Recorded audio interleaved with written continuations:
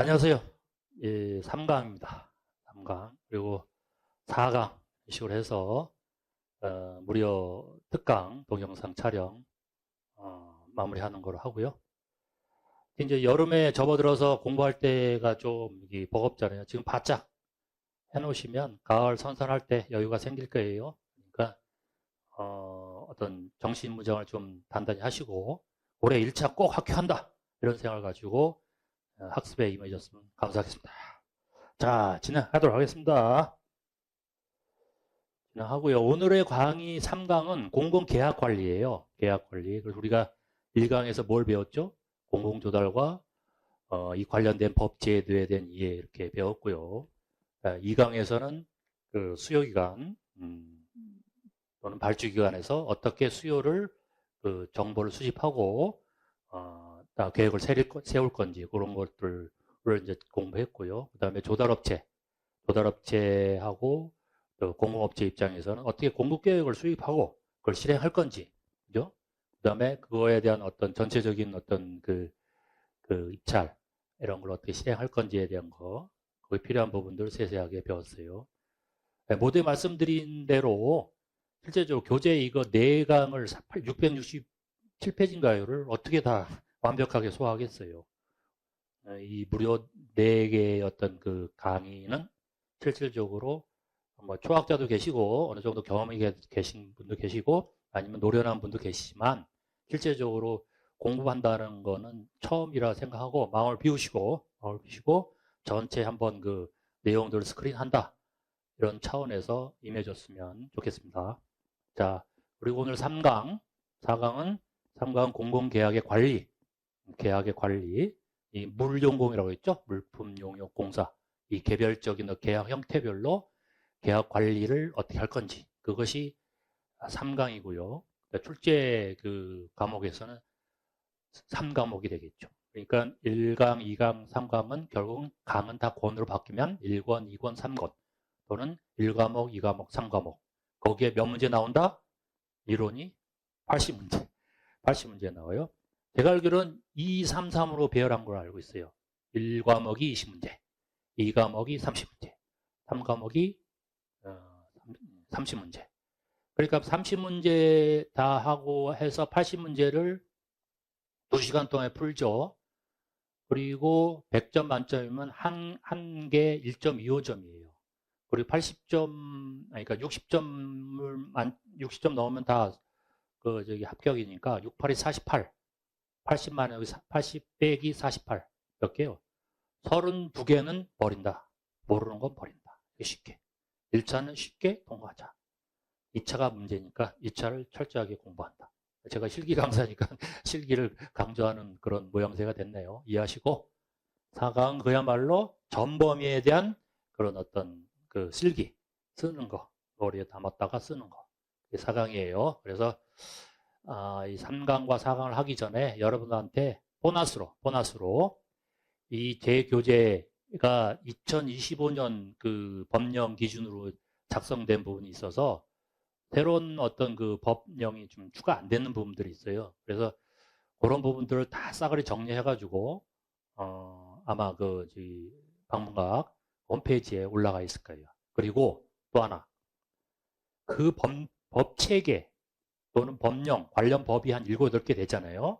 그 7, 8개 되는 것 중에서 기간, 그죠? 기간, 그다음에 법에 대한 개정 취지, 그죠? 그리고 꼭 알아야 될 숫자 이런 것들을 다 정리해가지고 모의고사 형태로 해서 실기, 그다음에 필기 이렇게 만들어서 제공해 드릴게요.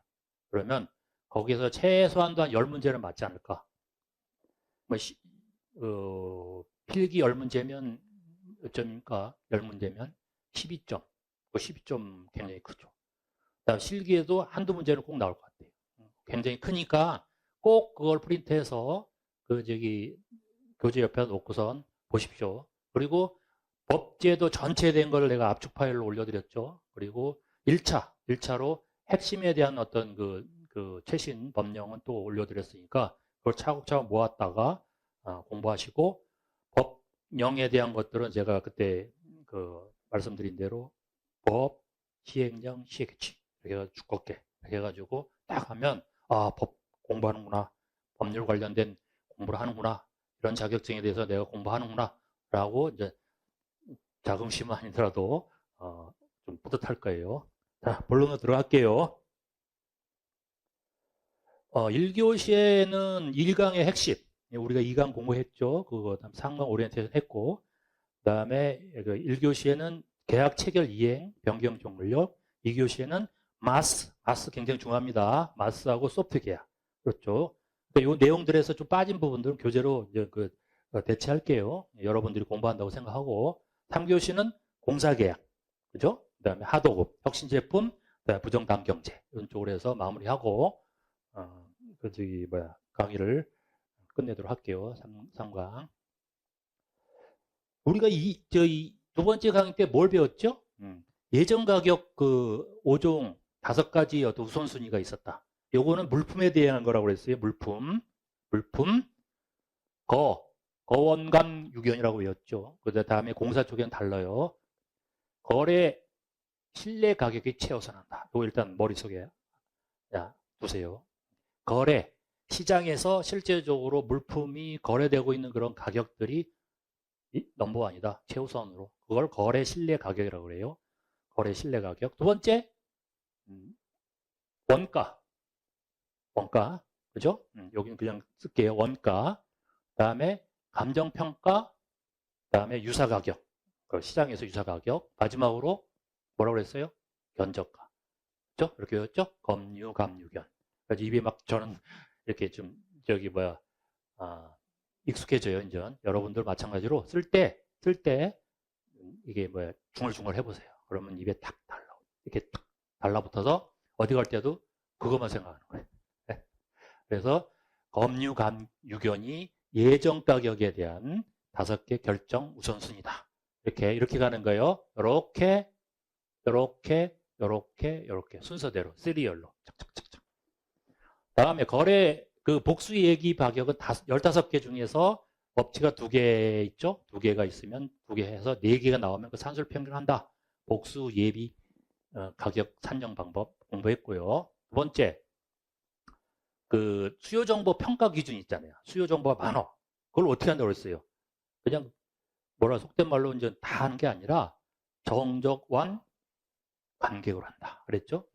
그래서 정확성, 그다음에 적시성, 완전성, 관련성, 객관성. 이렇게 이 두 문자만 외워도 수요 정보에 대한 어떤 평가 기준에서 5가지를 안으로 쓰시오. 이렇게 문제 나올 수 있잖아요. 그리고 이론에서도 수요 정보 평가 기준이 아닌 것. 여기다 생뚱맞게 수익성 넣어볼 수 있고, 또는 예를 들어서 주관성 넣어볼 수도 있고, 이럴 수 있잖아요. 보고 딱. 제가 말씀드린 대로 사지선다형은 1번, 2번 딱 있다. 2번에 문제가 답이 있다. 그러면 딱 보고 다음 문제로 넘어가는 거예요. 괜히 뒤에까지 읽을 필요 없어. 우리 시간 싸움이니까. 다음 ABC 분석 있죠? 전체적으로 봤을 때 ABC 분석, 파레토 분석이었어요. 80대 20 법칙. 그래서 여기 A 품목은 뭐냐? 품목은 10에서 20% 정도의 어떤 양인데, 품목이 가격에 대한 전체적인 예산, 비용에 대한 부분들은 금액은 70에서 80%니까 엄청나게 디테일하게 관리한다. 이렇게 배웠죠. PLM이 뭐라고 했어요? PLM, Procurement Life Cycle Management, PLM. 그러니까 계획, 입찰, 계약, 이행, 완료 단계별로 공공주들의 수명주기가 있다. 그죠? 여기서 따라오는 게 LCC라고 그랬죠, LCC. PLCC라고 하나요? LCC, Life Cycle Cost. 이렇게 그런 부분이 있다. 그 다음에 비용에 대한 부분에서 우리가 뭘 얘기했냐면, 여기 있는 것처럼 비용 확정의 역설이라고 그러는데, 기획 단계에서, 여기 기획 단계에서의 코스트가 1에서 3% 정도 굉장히 미미하게 들어가지만, 전체 라이프 사이클 내에서는 몇 프로? 70에 80%를 결정한다. 그죠? 우리가 계획을 잘 세워야 된다. 이런 얘기 많이 하는 것 같지, 여기도 마찬가지로 비용 측면에서 기획과 계획 단계가 굉장히 중요하다. 이렇게 말씀드렸어요. 나머지 있는 부분들은 저 강의자로 대체하고요. 오늘은 요런 얘기들을 할 거예요.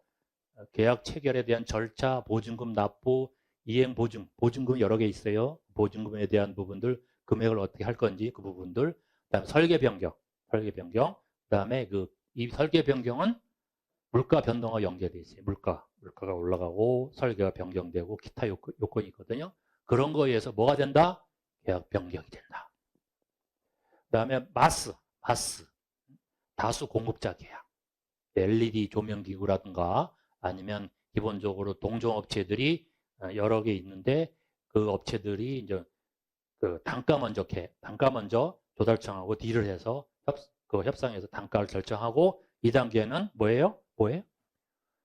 통과를 해서 심사를 되면 쇼핑몰에 등재해요. 그 조달업체. 그 물품들을 가지고 수요기관이 거기서 저 업체 괜찮네? 저 업체 괜찮네. 그래서 거기에서 요구를 하는 거예요. 조달업체다. 그렇게 돼가는 게 마스예요. 마스 등록, 이거 신청, 절차, 이거 케어하는 것들도 공공조달관리사가 굉장히 중요한 거다. 그리고 여기서 또 하나 꿀팁. 마스 조달 공급업체가 조달청에 등재를 했어. 그러면 가만히 있으면 뭐 계속 연장이 되나요? 아니 된다. 1년의 실적을 가지고 평가를 해요. 조달청이. 그럴 때 올해 5월달인가? 5월달인가? 4월달. 그때 나왔어요. 조달청에서 훈령으로 조달업체에 공공조달 자격증을 가지고 있는 사람이 재직한다면 조건이에요. 그러면 실적평가, 그 다음에 이행이라든가 사후관리라든가 또 계약의 어떤 그 전체적인 절차 이런 모든 거에서 만약에 그 평가라든가 이런 게 있다 그러면 공공조달관리사가 몇 점? 플러스 3점의 가점을 준다고 훈령이 나와 있어요. 그 얘기는 뭐냐? 공공조달관리사를 조달청에서도 자격증으로 신설돼 있으니 나름대로 어떤 인지도라든가 아니면 거기에 베니핏을 주기 위한 어떤 액션이 스물스물 일어나고 있다. 그래서 이 시험은 올해 꼭 1회를 돼야 된다. 내년부터 그게 시행이 되거든요. 그러면 여기 있는 분들이 취준생이 계신다 그러면 공공조달관리사를 조달업체라든가 중소업체의 구매부서에 들어가게 되면 거의 전문가 대접을 받는 거예요. 3점이 보통 큰 점수가 아니거든요. 간다 하는데 3점 딱 줘버려.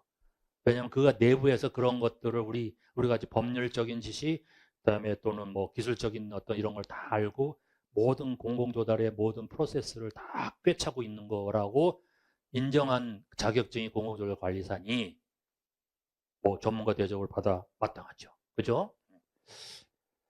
그다음에 용역계약, 공사, 그다음에 부정당경제 아까 말씀드렸고 그걸 내가 잘 설명드릴게요.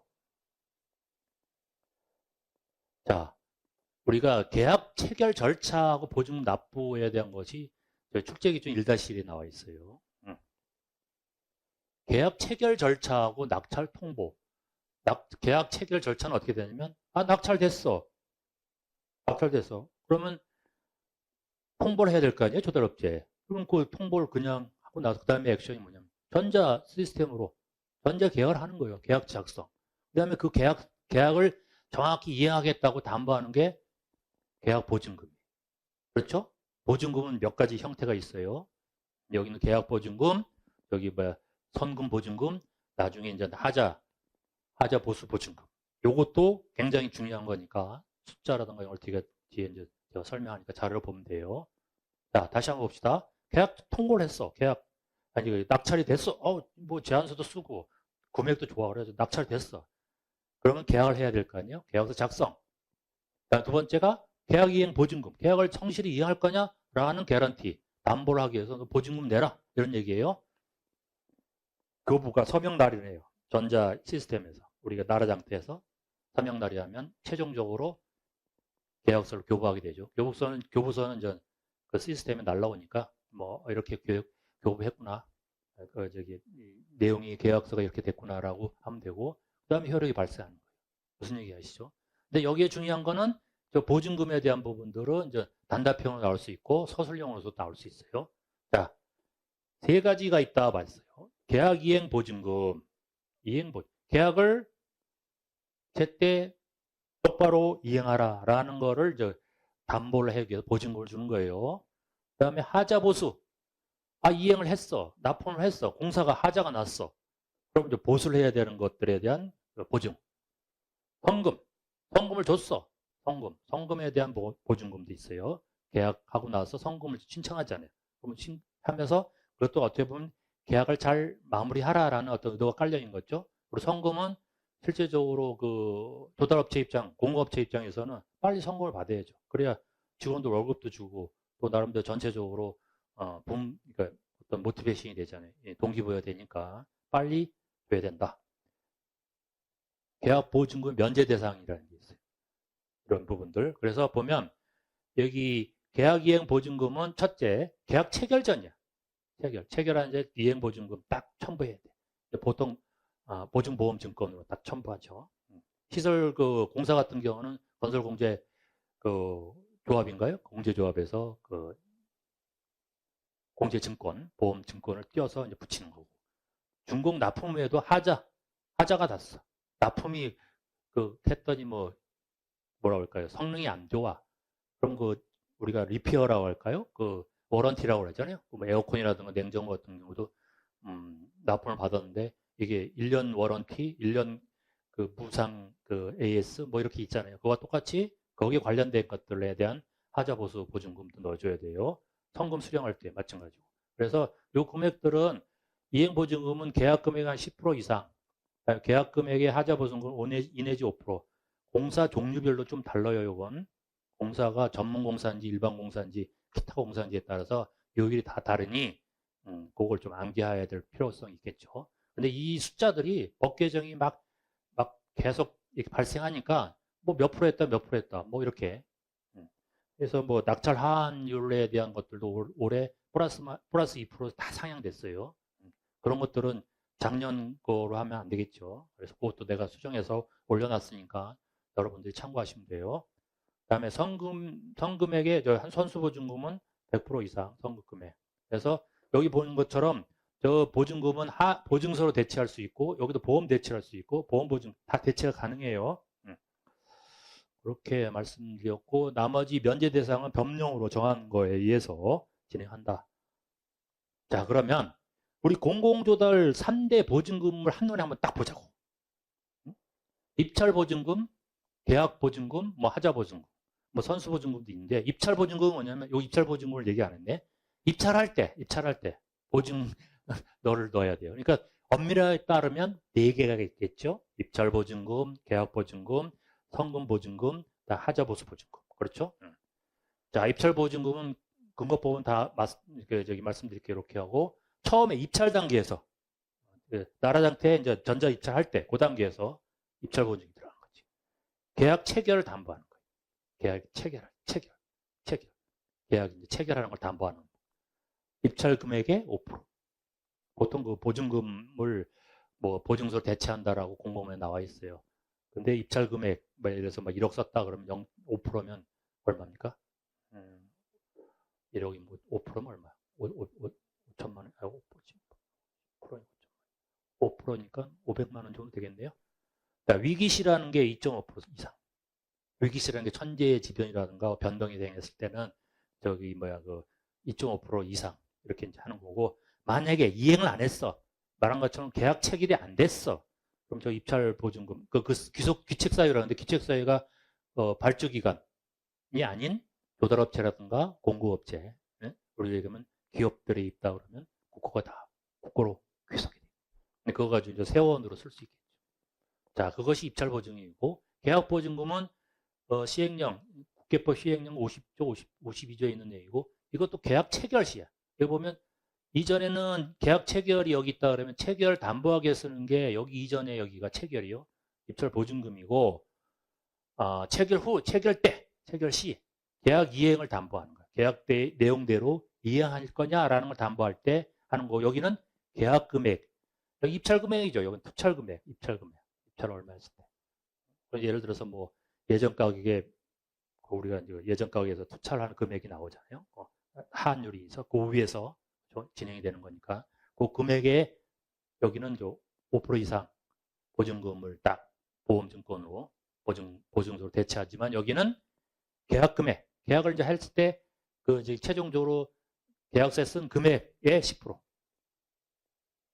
근데 공사는 15%. 왜 그러냐면 공사는 아무래도 금액이 크잖아요. 그죠? 그래서 5% 정도 더 하는구나. 이 정도. 다 규칙 사유가 공공업체라든가 조달업체에 있을 때는 다 국가에 귀속된다. 이렇게 이해하시면 되고요. 하자 보수 보증. 이건 국회법 62조라든가 규칙 제72조인데 준공하고 납품이야. 준공은 시설 공사겠죠. 공사. 납품은 뭐예요? 물품. 조달업체 납품했어. 근데 보니까 하자가 생겼네. 뭐 잘못 그 퍼포먼스가 안 나오든가 공사가 뭐 이게 막 그냥 이상하게 뭐 하자 뭐 이런 거 많잖아요. 아파트도 마찬가지로 하자 3년 내에 무슨 어디 화장실에 뭐가 유리가 뭐 했네, 뭐 문고리가 안 나오네, 뭐 밑에 방수가 안 되네, 예? 그죠? 뭐 이런 것들이 하자 또는 뭐그 거실에 뭐가 있다 이런 모든 하자를 그 아파트 그 관리단인가요? 관리사무소에서 그 옆에 앉아가지고 하잖아요. 그와 같이 하자를 담보하는 거야. 이 물품 준공 똑같이. 그럴 때 계약 금액 여기도 계약 금액이네요. 계약 금액의 2% 10%요 이상으로 우리가 그 하자 보수 보증금을 제거한다. 다 마찬가지로 국고 기속한다. 이런 내용이 꼭 여기다 이제 하나 더 하면 성금 보증금.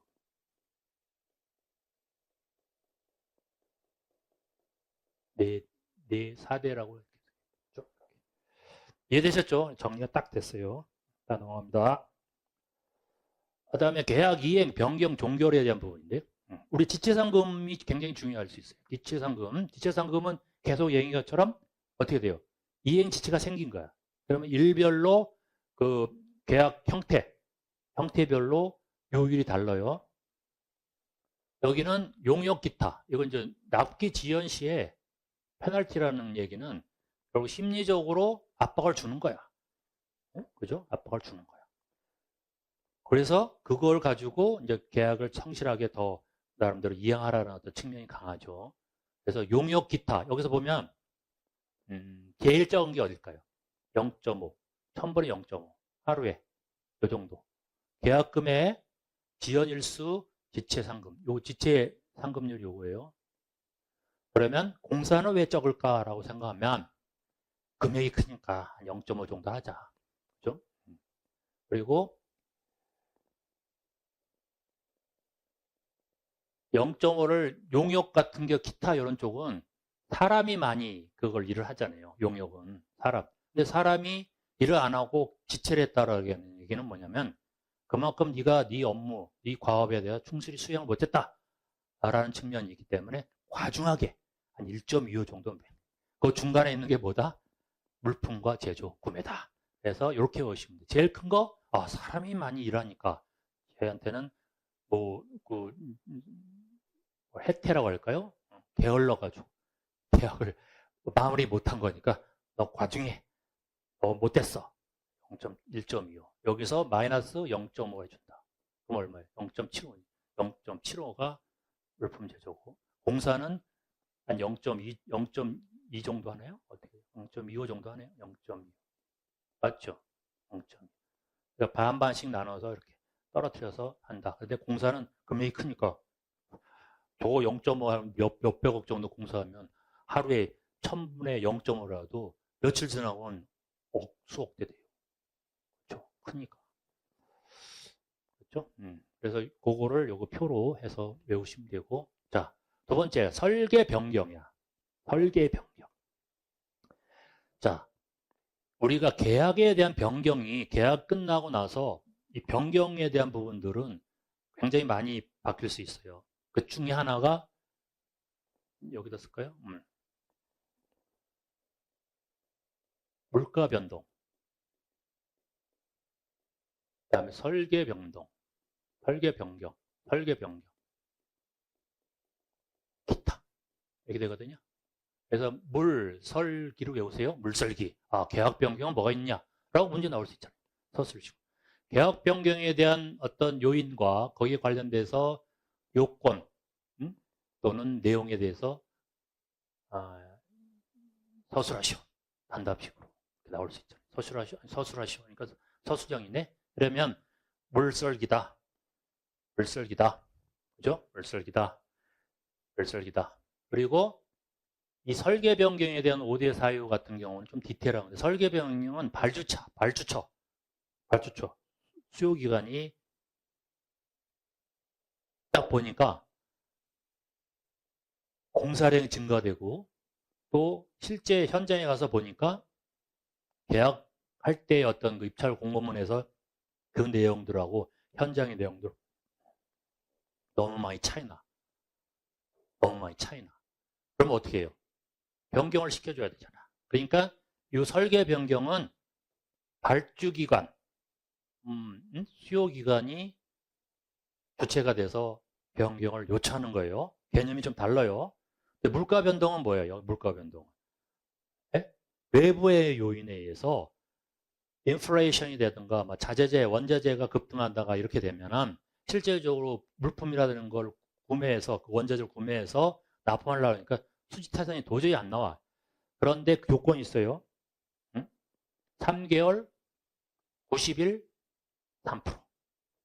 이렇게 딱 외워요. 90일, 3%. 그거는 5화 조건이 엔드다. 90일 동안, 계약하고 90일 동안, 90일 내, 3개월 내에 몇 프로? 3% 이상. 엔드 조건이에요. 두 개가 다, 조건이 딱 맞아줘야 돼. 그랬을 때, 물가 변동에 대한 계약 변경이 들어가는 거예요. 이해되셨죠? 그래서 여기는 설계 변경이에요. 어떻게 해오라? 설계에서 불분명해. 뭐 어떤 거? 도면 얘기, 도면. 시방서, 스펙, 시방서. 물량 내역서. 이런 것들이 명확치가 않아. 명확해야 되는데 불명해. 그래서 설계에서 불분명. 두 번째, 설계에서 누락이 가졌고 오류가 있네? 이렇게 하라고 이제 설계 도면을 줬어. 그런데 그게 한쪽이 누락이 됐다든가. 왜냐하면 보통 이제 일을 그냥 한 게 아니라 설계서대로 하잖아요. 레이아웃대로 어디에 뭐 놓고 다 정해져 있는데 하나가 누락이 됐어. 또는 누락된 게 아니라 한쪽에 수치라든가 이런 것들에 대한 거가 잘못 오류가 생겼어. 그거를 발주기관이 놔두면 안 되잖아요. 나중에 그대로 해가지고 하면 분명히 책임이 뭐가 있겠어요. 응? 왜 그 설계도 도면대로 했는데 왜 이게 하자 있다고 얘기하냐. 그럼 또 아규 포인트가 분쟁이 생길 수 있으니 미리 알아서 긴 거죠. 긴 거라 표현이 뭐한데 여튼 그렇게. 그래서 설계서 내용이 누락되거나 오류가 있는 경우에는 설계 변경에 대한 사유가 돼서 나중에 계약 변경까지 이끌어진다. 이렇게 보시면 돼요. 왜? 거기에 관련된 비용이라든가 거기에 관련된 어떤 계약 내용들이 변경이 가해질 수밖에 없잖아요. 그죠? 아까 말했죠. 현장에 가서 보니까 설계서하고 실제 현장 조건이 달라. 사이즈가 아니 그 사이즈래. 도면에서는 뭐 몇백 미터 여기는 뭐 가로 세로 몇 있는데 가보니까 그거보다 아니야. 이런 경우 생길 수 있잖아요. 왜냐면 그게 이제 어떤 수요기관의 어떤 니즈를 반영해서 그냥 입찰 공고문에 띄운 거라는 걸 봤는데 실질적으로 이제 계약이 그 업체가 돼가지고 가서 딱 해서 현장을 보니까 아니야. 그러면 변경을 해야 될 거 아니야. 뭐 측량상 오류 뭐 이렇게 될 수 있겠죠. 그런 거 생각해 보시는 거예요. 발주자 지시, 발주의 종사 중에 설계병을 지시한 경우, 뭐 이런 것들을 이제 발주자가 지시하는 경우가 되겠죠. 공사 중에 설계 변경 그렇게 해서는 안 되겠다. 그렇죠? 그런 경우에는 이제 발주자가 지시가 되겠죠. 예를 들어서 무슨 어디 가다가 그 공사가 최근에 무슨 뭐 어디 도로가 내려졌잖아요. 근데 거기에 계약을 한 업체하고는 다시 그런 사유에 의해서 계약을 다시 해야 되잖아요. 그죠? 계약 변경이지. 그죠? 거기 비용도 더 들어갈 거고 어떻게 할 건지에 대한 그런 거를 담아야 될 거 아니에요. 신기술 신공법 계약 후에 신기술 신공법이 채택이 됐어.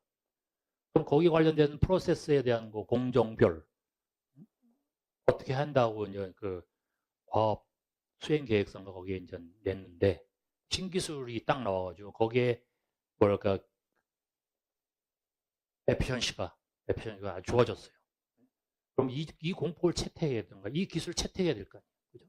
그거 하나도 굉장히 중요한 거니까. 왜냐하면 딜리버리가 앞뒤가 단축될 수 있거나 또는 뭐 여러 가지 어떤 변경 요인이 생길 수 있으니까 그런 경우는 설계 변경의 큰 카테고리에 묶어서 계약 변경을 이끌어지는 거예요. 그죠? 자, 그래서 불루연 뭐예요? 발신. 불루연 발신. 저도 아까 차 타고 다 불루연까지 생각하는데 발신이 생각 안 나. 오늘 그걸 뭐지 했는데 그 히스토리를 딱 보니까 그래 그게 딱 생각난 거예요.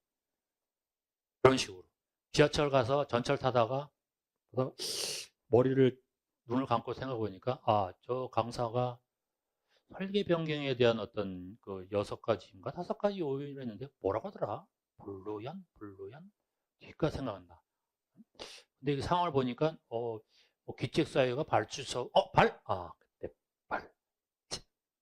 그래가지고 잠깐 머리가 하얘질 때 잠깐 숨을 멈추고 눈을 감고 생각을 하면 생각이 나온다. 왜? 그것도 평상시에 계속 연습을 해야 돼요. 설계병의 5가지에 대한 것들 얘기했어요. 불루연 발신이다. 자, 계약 종결에 대한 관리는 준공 검사를 했어. 오케이, 떨어졌어. 그러면 인수를 해야 될 거 아니에요. 그 건물을 또는 뭐 어떤 그 공사된 그런 어떤 현장을. 그럼 대가 지급을 해야 될 거 아니에요. 그죠? 잔금을 줘야 될 거 아니에요. 그래서 여기 있는 것처럼 납품을 하고 물품을 납품하고 준공이 완료됐어. 검사가 해서 준공 필이 떨어졌어.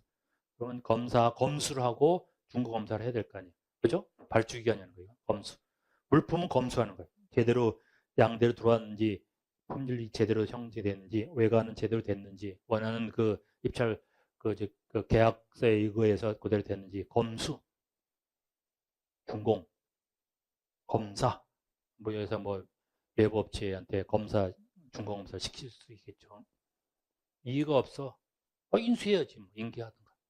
인계. 대금, 수급인 수급이면 여기는 그 도달업체겠죠. 대가 지급 이렇게 그렇죠.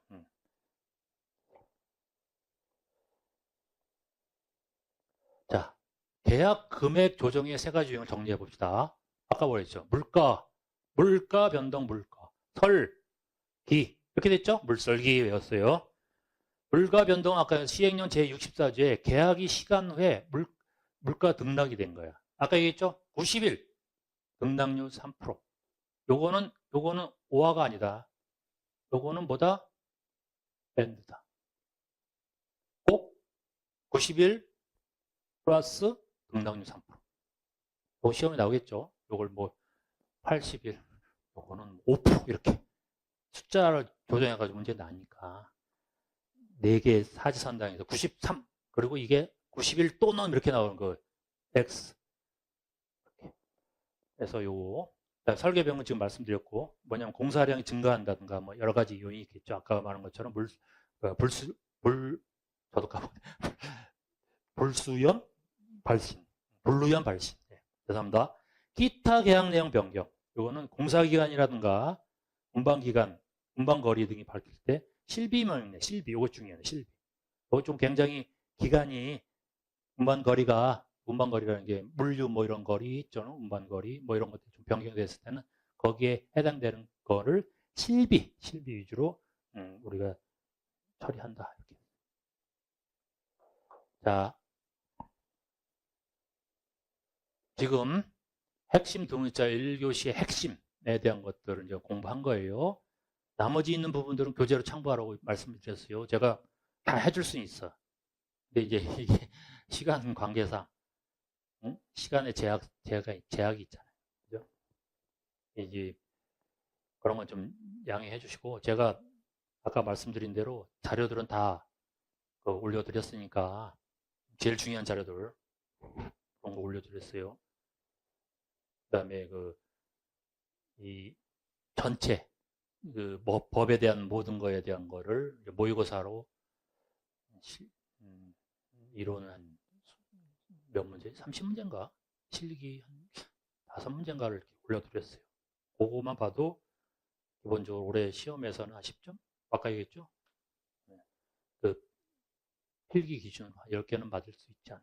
거기에 이제 지체상금률, 그다음에 수의계약 금액, 그다음 물가 변동, 그다음에 보증금, 그다음에 우수조달의 어떤 요기간의 개정, 2+4에서 3+3 이렇게 된 거, 이런 것들 다 정리해놨으니까. 그리고 기획재정부라 하면 안 된다고 그랬죠? 국가 정부 조직법이 개편됐잖아. 재정경제부, 기획예산처, 재정경제부 이렇게 바뀌었어요. 자, 여기는 다 이렇게 설명한 거고 이것만 한번 풀어볼까요? 지체상금 어떻게 나오는지 한번 봅시다. 자, 계약금액이죠? 계약. 아까 계약금액에서 지체 일수 곱하기 지체 상금률이라고 그랬어요. 그 산식은 알아야 돼요. 그런데 이런 납품 계약에서 10일 지체했네. 지체 상금 계산기 두드리는 거지, 산수지. 5억 원 10일. 근데 여기 중요한 건 물품 납품 아까 얼마로 했어요? 0.75로. 어떻게 외로웠어요? 어떻게? 사람이 하는 건 제일 많이 과중을 이렇게 나름대로 페널티를 주는 거예요. 얼마? 1.25. 물품은 0.75. 공사는 금액이 크네. 한 0.5 정도 이렇게 주자. 그걸 외웠죠? 그래서 금액하고 일수하고 요율로 나눠서 한다. 그랬더니 5억 원에 10일은 뭡니까 이게? 요거는 50억이네요. 곱하기 1000분의 0.75예요. 1000분의 100분의 0.75 아니야. 1000분의 0.75다. 그러면 0.0075 쭉 곱하면 375만 원 나와요. 여기인데. 그죠? 요거. 계산 문제. 지체상금률을 제대로 알고 있느냐. 그리고 핵심 여기 이 용역 무용공에 해당되는 그거에서 지체상금률이 어떻게 요일이 있느냐. 이것도 최근에 개정된 거예요. 그렇기 때문에 올해 시험에 이론 시험 플러스 실기에도 나올 수 있다. 암기하라. 이거 저거죠? 여기 있네. 그죠? 자, 그래서 1교시는 이렇게 마무리하고 또 2교시에 뵙는 걸로 하겠습니다.